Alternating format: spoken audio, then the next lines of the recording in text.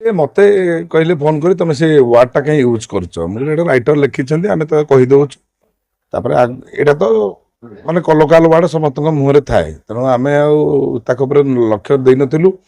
ସିଏ ଯେତେବେଳେ ସେଟାକୁ ବିରୋଧ କଲେ ଆମେ ଭାବିଲୁ କାହିଁକି ଆମେ ତା ଆଗକୁ ବଢିବା, ସେଥିପାଇଁ ତାଙ୍କୁ ଫୋନ କରି କହିଥିଲି ଯେ ସେ ମତେ ଯୋଉ ଡାଇରେକ୍ଟ ଭାବରେ ଆକ୍ଷେପ କରୁଥିଲେ ମୁଁ ସେଥିପାଇଁ ତାଙ୍କୁ ଫୋନ କରିଥିଲି ଯେ ମୋର କିଛି ଏଥିରେ ଦୋଷ ନାହିଁ, ରାଇଟର ଯାହା ଲେଖିଥିଲେ ମୁଁ ତାହା କରିଥିଲି, ସେୟା ହିଁ ତାଙ୍କୁ କହିଥିଲି ମୁଁ।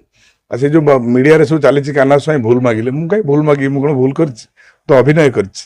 କାହିଁ କହିଲେ ମୁଁ ବି ଜାଣିପାରୁନି, ସେଇଟା ଆପଣ ମାନେ ଯଦି ସନ୍ଧାନ ନେଇ ପାରନ୍ତେ ଭଲ ହୁଅନ୍ତା।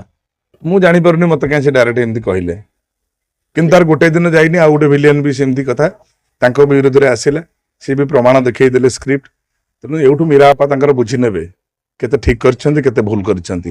ଏମିତି ଲୋକମାନେ ଭଲ ପାଉଥାନ୍ତି ଯାତ୍ରାକୁ, ମୋ ପୂର୍ବରୁ କଳାକାର ମାନଙ୍କୁ ଭଲ ପାଉଥିଲେ ମତେ ଭଲ ପାଉଛନ୍ତି, ଆ ପରେ ଯୋଉ କଳାକାର ଆସିବେ ସେମାନଙ୍କୁ ଭଲ ପାଆନ୍ତୁ।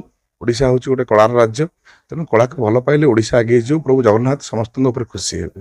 ନିଶାଟା ଖାଲି କଳାକାର ନୁହେଁ, ପ୍ରତ୍ୟେକ ମଣିଷ ପାଇଁ ବିରୋଧ ହବା ଦରକାର। ନିଶାକୁ ନେଲେ ଜୀବନ ଶୀଘ୍ର ସରି ଚାଲିଯିବ।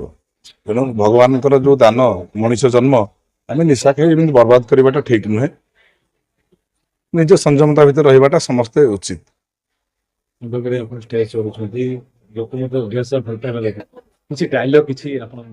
ଡାଇଲଗ ପ୍ରତିବର୍ଷ ଗୋଟେ ଗୋଟେ ନାଟକ ଆସୁ, ନୂଆ ନୂଆ ନାଟକ ଆସେ। ଏ ବର୍ଷ ଆସିଛି ଆମର ଜାନୁଆର ନାଟକ।